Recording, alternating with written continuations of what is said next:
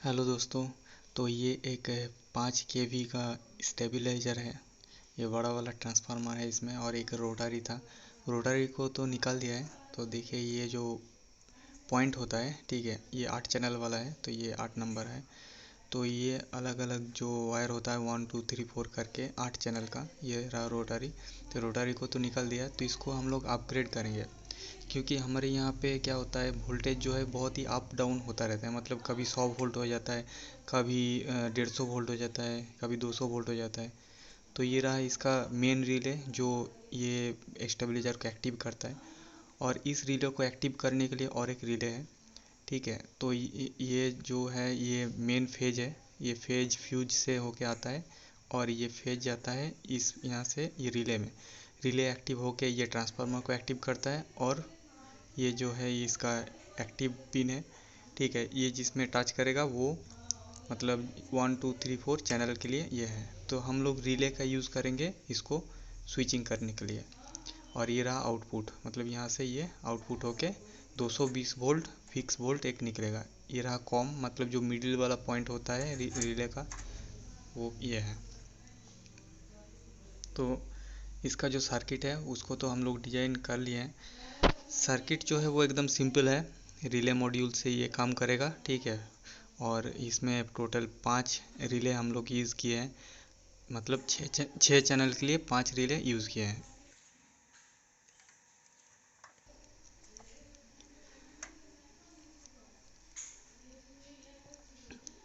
तो इसमें एटमेगा का हम लोग यूज़ किए हैं, एटमेगा 328, ठीक है। और ये देखिए 5 रिले है इसमें।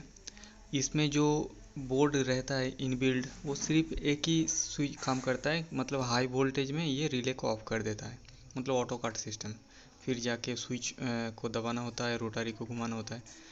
तो उसका काम नहीं है, उसको निकाल देंगे। और ये जो आउटपुट का पिन रहेगा वो 1 नंबर के साथ रहेगा, वो हम लोग डायरेक्ट करके इसको हीट सिंक ट्यूब के माध्यम से इसको सील कर देंगे। तो अभी देखिए इसमें क्या फंक्शन है। इसमें एटमेगा 328 है और 5 रिले है, जो ट्रांजिस्टर के माध्यम से ये कंट्रोल होता है। और इसमें एक एनालॉग पिन इनपुट होता है जिसमें वोल्टेज सेंस होता है, जो 12 वोल्ट के आसपास होने से वो एक एडजस्ट होता है, ठीक है। तो इसमें इसको ऑन करते हैं, देखिए इसको ऑन कर दिया।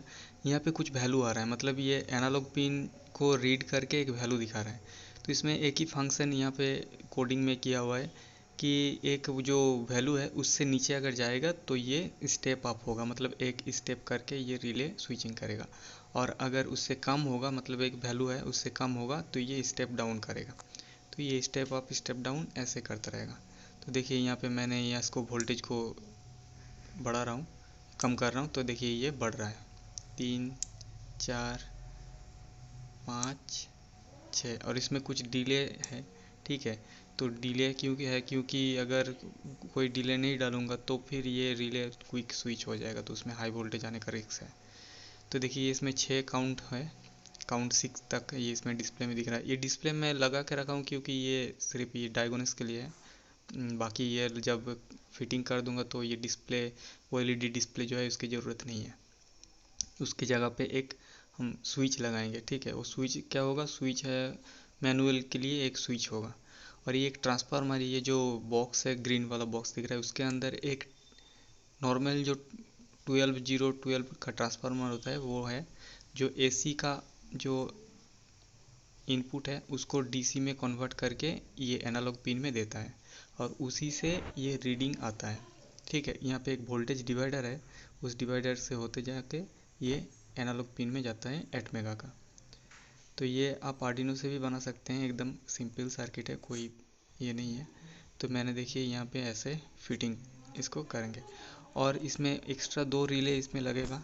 एक रिले लगेगा जो मेन रिले को डीएक्टिवेट करने के लिए, और एक लगेगा जो मेन रिले को एक्टिव करने के लिए, क्योंकि मेन रिले का फंक्शन ही इसमें बहुत ही वाइटल है।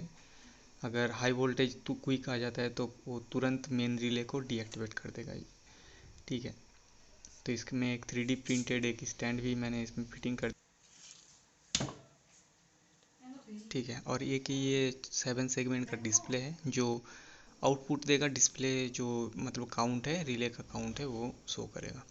तो देखिए ये सारा वायरिंग कंप्लीट हो गया है। बहुत ही मतलब कॉम्प्लिकेटेड लग रहा है, लेकिन एकदम सिंपल सा है। ठीक है, 1 से 6 तक इसका कनेक्शन होता है। ठीक है, तो 1 से 6 पिन तक इसका कनेक्शन। ये पावर सप्लाई है 12 वोल्ट का, जो 12 वोल्ट से ये मेन बोर्ड भी चलेगा।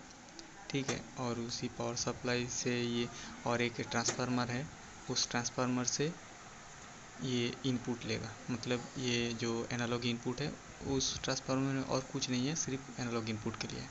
और ये मेन रिले जो चलता है ये मेन पावर से ही चलता है। वहाँ पे एक अलग से एक आउटपुट निकलता है ट्रांसफार्मर से, उसी आउटपुट से एक डायोड से ये मेन रिले एक्टिव होता है। तो यहाँ पे कनेक्शन कुछ इस तरह से है। यहाँ पे आपको देख के समझ नहीं आएगा, लेकिन यहाँ पे जो कनेक्शन होता है वो मेन रिले को एक्टिव और डीएक्टिवेट करने के लिए है। और आउटपुट से, यहाँ से आउटपुट से ट्रांसफार्मर को दिया है, मतलब जो एसी आउटपुट निकलेगा वो ट्रांसफार्मर में इनपुट होगा और वहाँ से एनालॉग रीड यहाँ पे होगा। और अगर ज़्यादा वोल्टेज आ जाता है तो मेन रिले को डीएक्टिवेट करने के लिए और एक रिले लगा हुआ है इसमें। ठीक है,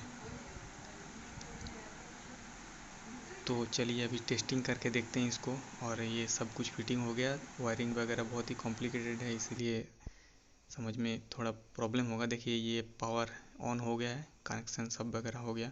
तो मैंने आउटपुट में ये मीटर को लगा के रखा हूँ। 1 मिनट, इसका जो प्रोब है ठीक से कनेक्टेड नहीं है।